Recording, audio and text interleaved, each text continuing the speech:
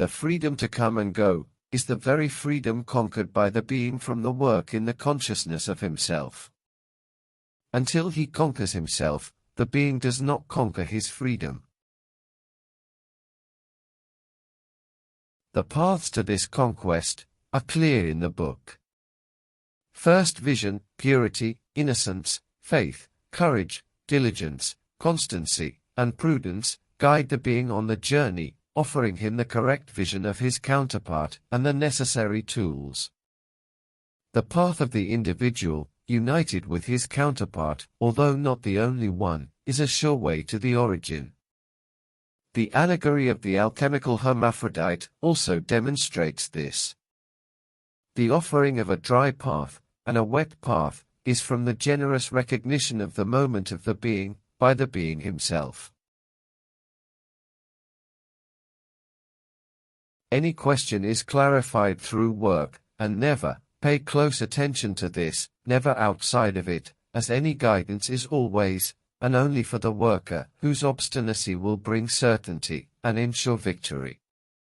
Teachings outside of this are not teachings. Be very careful with this possibility of confusion, as there is much fiction that is not fiction, and much reality that is not reality. Every being is equipped with special skills and talents suited to him. This provision is a prerogative of the mind, and in agreement with the nature of each one, this nature being inserted in the general nature.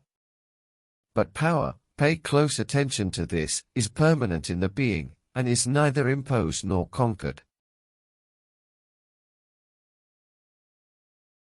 Incomprehension, ignorance, fear, indolence, disbelief, hesitation, and all vices seek to deprive the being of his power, as it is with it that the being masters the environment in which he is. This is what gives meaning to the control of space and time. The mastery of moments is the intermediate process between the being and himself.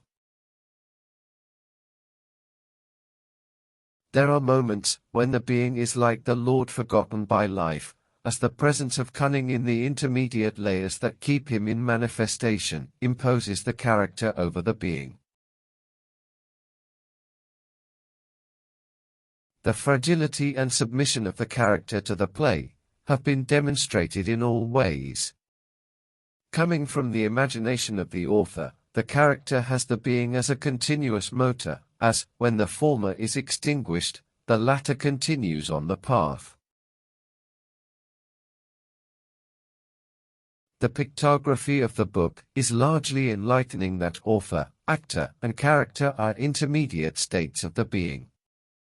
And, as paradoxical as it may seem, the presence is unique in each state and moment. It is in not rare moments that the eyes of the book and the being cross, and the light appears. The being is taken by incredulity in the face of reality shocks that dissolve the everyday.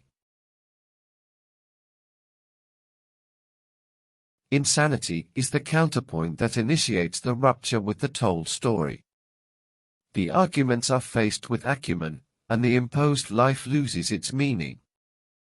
It is when madness discovers the madman, and the madman discovers himself as the commander of his ship, and becomes rare among his peers, who no longer recognize him.